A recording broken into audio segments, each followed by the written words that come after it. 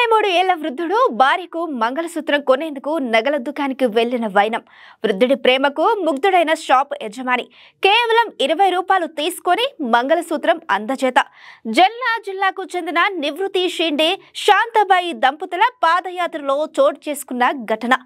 ఆషాఢ ఏకాదశి సందర్భంగా పండరీపురం యాత్ర చేస్తున్న వృద్ధ జంట. వయసు పైబడిన ఒకరిపై ఒకరి తరగని ప్రేమకు నిదర్శనంగా నిలిచింది ఓ వృద్ధ జంట.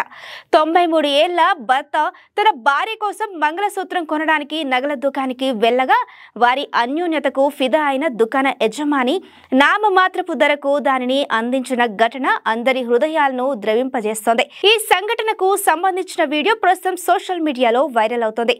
మహారాష్ట్రలోని జల్నా జిల్లా అంబోరా జహాంగీర్ గ్రామానికి చెందిన నివృత్తి షిండే ఆయన భార్య శాంతాబాయి వ్యవసాయ కుటుంబానికి చెందినవారు. ప్రస్తుతం ఆషాఢ ఏకాదశి సందర్భంగా పండరీపురానికి కాలినడకన యాత్ర చేస్తున్నారు. ఈ క్రమంలో వారు ఇటీవల ఛత్రపతి శాంబ శివాజీ నగర్లోని ఓ నగల దుకాణానికి వెళ్లారు. సాంప్రదాయ పంచే కుర్తా తలపాగా ధరించిన నివృత్తి షిండే ఆయన భార్యను చూడగానే దుకాణ సిబ్బంది పొరబడ్డారు.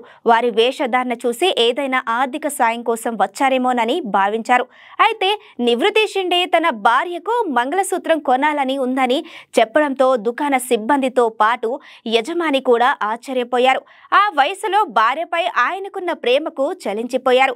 షిండే తన వద్ద ఉన్న 1120 రూపాయలను యజమానికి అందించి మంగళసూత్రం కావాలని కోరారు. తన భార్యకు మంగళసూత్రం కొనాలని కోరారు. ఆ వృద్ధుడి నిష్కల్మషమైన ప్రేమకు, వారి దాంపత్య బంధానికి అబ్బురపడిన దుకాణ యజమాని వారి నుంచి కేవలం 20 రూపాయలను మాత్రమే తీసుకొని మంగళసూత్రాన్ని వారికి బహుమతిగా అందించారు.